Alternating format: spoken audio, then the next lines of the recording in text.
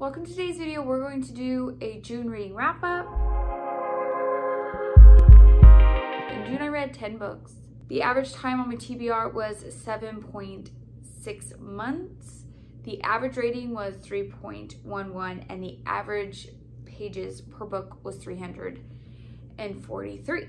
In June, I did a numbers challenge. I'll have that linked below. I recently just posted that. I'm a little behind in posting and filming just because I did go out of town for work, and then life just got crazy, kids, holidays, etc, etc, etc.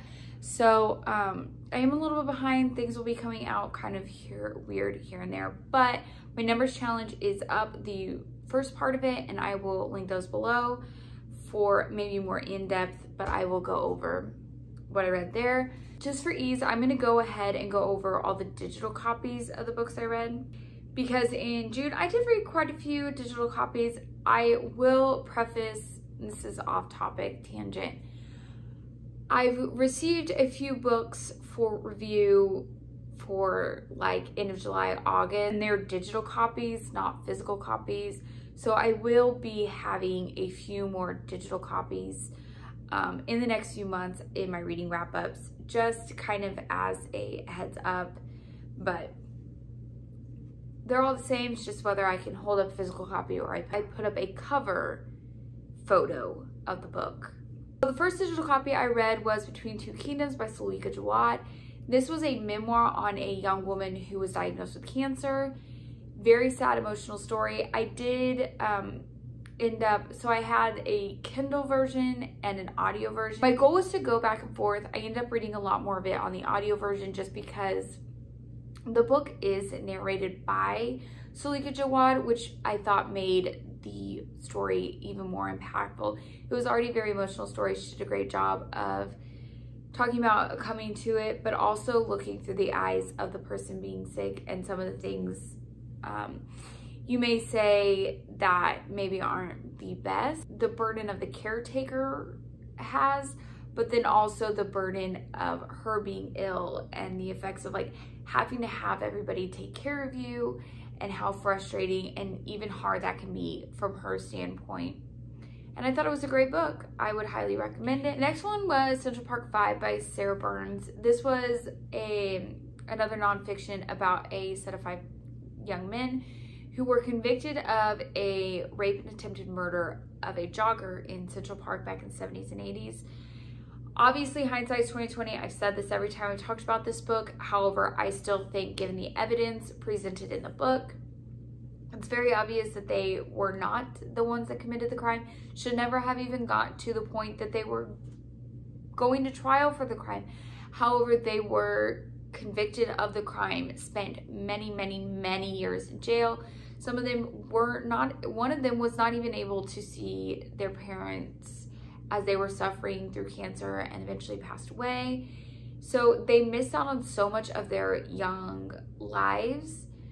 But not only that, and it obviously had huge effects on them. It had effects on their families that were going through it with them. But not only that, like, they were released years and years later as evidence. DNA evidence says like they did not commit this crime, but it's still impacting them constantly, even though they didn't commit the crime, and it will have lasting impacts on their lives beyond the years that they missed, but the years that they're trying to gain back, and then also just on their future families and all that stuff. So it was a really sad book, and shows just kind of the unfortunateness that our justice system, that does happen with our justice system, and it does happen.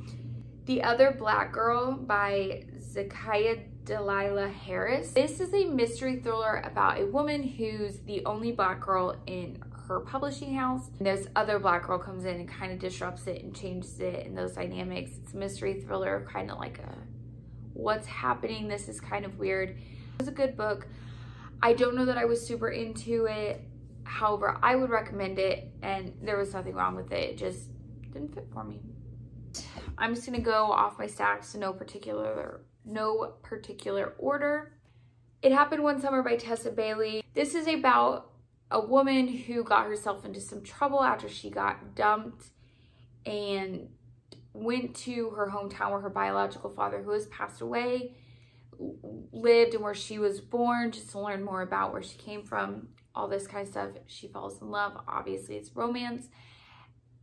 However, I'm more of into slow burn. The smut scenes, as I know Tessa Bailey is known for her smut scenes, was very good. However, I wouldn't necessarily say that I wouldn't necessarily say that I was super invested in the story and the characters, but I did have a good time. It was a little funny and humorous in places, not too ridiculous. And yeah, I'd recommend this one. A Letter to Three Witches by Elizabeth Bass. I would say that this was not a book that I would plan to reread. We'll leave it at that. This is about a cousin named Tanith who sends a letter to her other 3 cousins to say, like, I'm going to steal one of your significant others on Friday, and they're all freaking out about, like, who is it? Starts out in the point of view of Tanith's familiar, which I enjoy because it was a unique way to see from Tanith's point of view.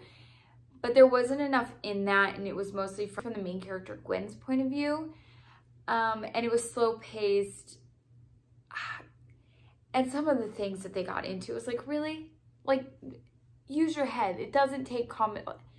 It was a little too ridiculous, and it didn't work for me. I didn't enjoy it, but it probably fits for somebody. It didn't work for me. The Bright Side Running Club by Joyce Lloyd. This is about a woman who joins a running club, starts a running club called The Bright Side, who she was recently diagnosed with cancer, and the other members in her running club are also, you know, people going through cancer treatments, all at different stages, and just their bonding and experience of going through such a hard and sad situation. Black Chalk by Christopher J. Yates.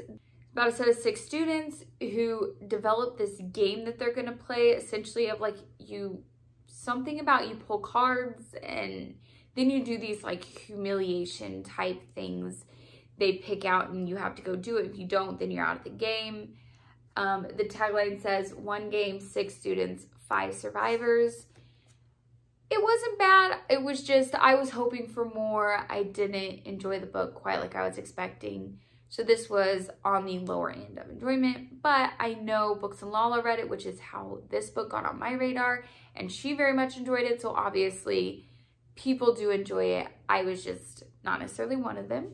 The School for Good Mothers by Yasmin Chan. I enjoyed this book. This was probably the best book for June. Yeah, I would say. I'm not really including nonfiction because I don't really rate those. That's a whole nother can of worms. But this one I would say was my favorite for the month. This is about a woman who goes to the School for Good Mothers trying to earn her child back. And it's like this big brother society of, like, they're watching everything and anybody could go. So you could go for things that are super minor. For instance, one lady ended up in the School for Good Mothers because she complained too much on Twitter, they thought. And so people, like, turn each other in, and it's crazy, very big brother-y in that sense. And yeah, I enjoyed this book. It was great. The Four Winds by Kristen Hanna. This is a historical fiction about a woman who's told, you know, she's not pretty enough, she's too old, she's sick to ever get married. She ends up getting married, she has children. Her life of experiencing... My light just went out. Okay, so the lighting's gonna change because apparently my light just went out. To me, a slight change in lighting, my light went out, so I will get that fixed. But Kristen Hanna by The Four Winds is what we were talking about. I'm not really sure where I left off. Her life in the Great Depression and that story. So this was just kind of average for me. Average to good because I was enjoying the storyline. I was enjoying the characters, all that. What brought it up for me was there was some things towards the end, I will not spoil it, that went how I thought they were going to go, and then they didn't go that direction. And I appreciated that as just kind of something different. And that brought it up to me, and the end started to pick up. I think maybe it was a little bit long for me, and I would have enjoyed it overall a little bit more if it was just a little bit shorter, took out some of the kind of what I felt like were maybe a little bit repetitive, story told in the same but different way. But yeah, people really enjoyed this book. I understand why, but it was just an okay book for me, but I did enjoy it and I would recommend. So those are all the books. Again, 10 books that we read in June, and I will get my light fixed.